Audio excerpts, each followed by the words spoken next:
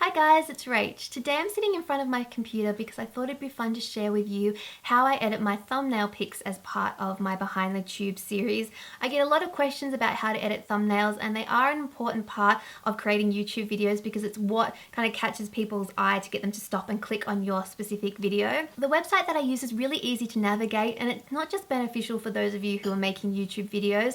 If you need any kind of photo editing software, if you're working in PR and marketing, or if you're a teacher and you're creating resources for your classroom, or if you just want to be able to edit photos, maybe create an invitation or your own Facebook banner or something like that, this is a great website. The website that I use is picmonkey.com. It is a website that you can use for free, or you can upgrade to get more features by becoming a Royale member, which is what I've done. To be a Royale member, it's only $33 USD a year, which I think is very, very affordable for what you can do with this program and for how often I use it. And because it's a website, it doesn't matter what computer I log in on, I can still edit my photos no matter where I am, which I think is really handy also. We start by picking the picture that we want to edit, and I often take a number of photos when I am taking my thumbnail shot because I never quite know how they're going to turn out. I'm not the most photogenic person, and I'm often looking at the lens rather than at the viewfinder when I'm taking the photo myself. So I take a number of pictures just in case they turn out all bad. Once I've decided on the picture that I want to edit, you can open it up and you have a number of different ways that you can affect the image to make it look better.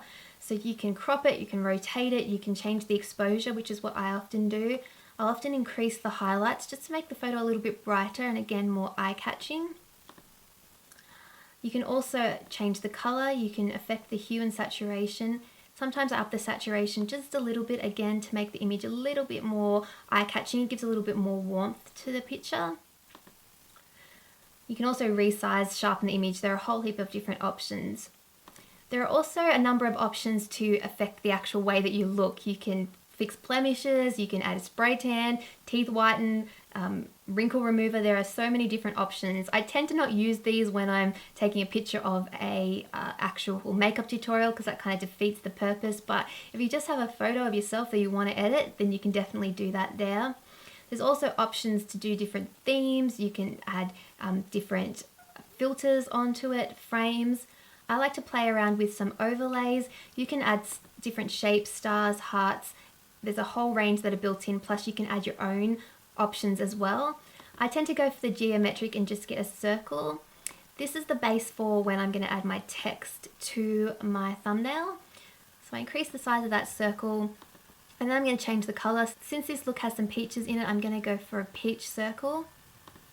If I can get that to work. And then I'm going to decrease the opacity just a little bit to make it a little bit see-through. And then I like to add some text. So there are a number of different inbuilt fonts, and then you can also use your own. I like to go to FontSpace. It's a really great website where you can download free fonts if you want something a little bit different or unique, or you can just use the ones that are built in here. You want to choose what type of text that you want to add. In this case, I'm just going to call it Makeup Tutorial. I'm going to put an exclamation mark there. You can change the color of the font, so I'm going to make it white.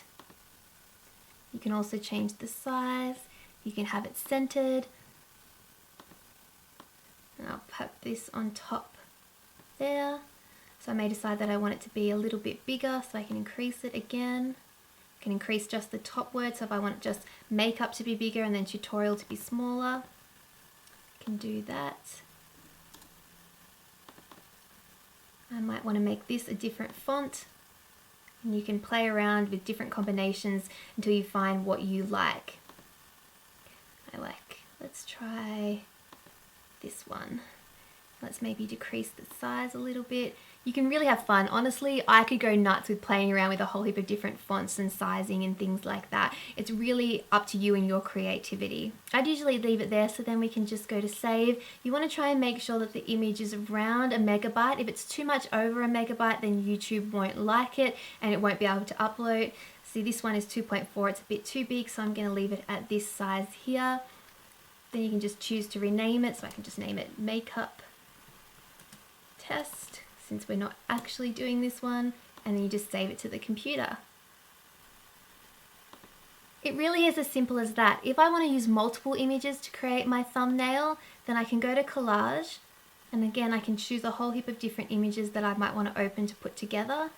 So we can go back here, so I might decide that I want this one, and I also want this shot, and I want that shot, so I can open those up. Then you want to edit this to the YouTube thumbnail size. The minimum is 1280 by 720.